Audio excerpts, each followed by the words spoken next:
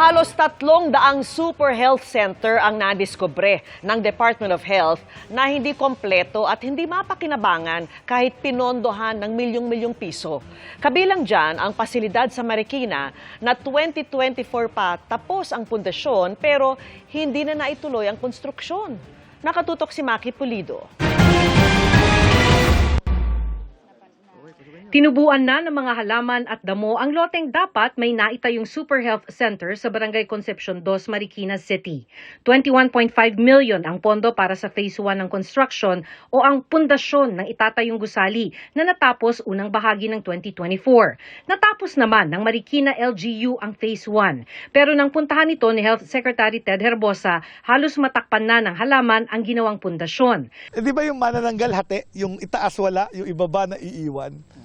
So, ewan ko, lumilipad siguro yung manananggal dito. Ito yung paanan.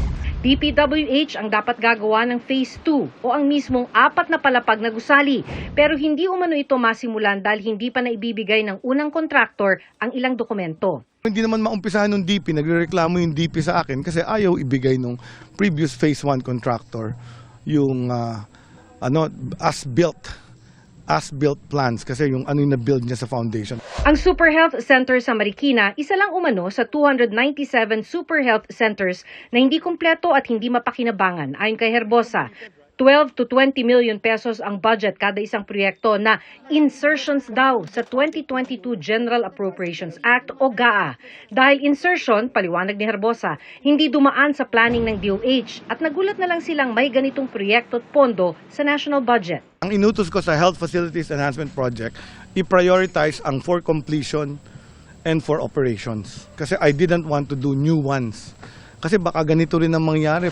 Noon pa raw ito gustong tapusin ng Marikina LGU pero hindi ibinigay ng DOH ang kanilang hinihinging 180 million pesos para maitayo ang gusali. 21 million lang po yung ibinigay ng Department of Health. Saka naman makakakita, 21 million, 4-5 palapag na building ang mabubuo. Ang scope nung proyekto ay foundation works.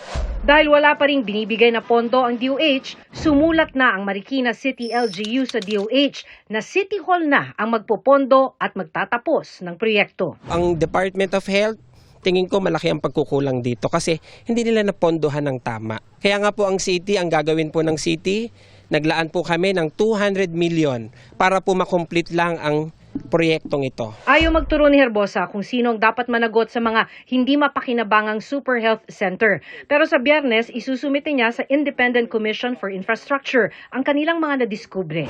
Para sa GMA Integrated News, Maki Pulido, nakatutok, 24 oras.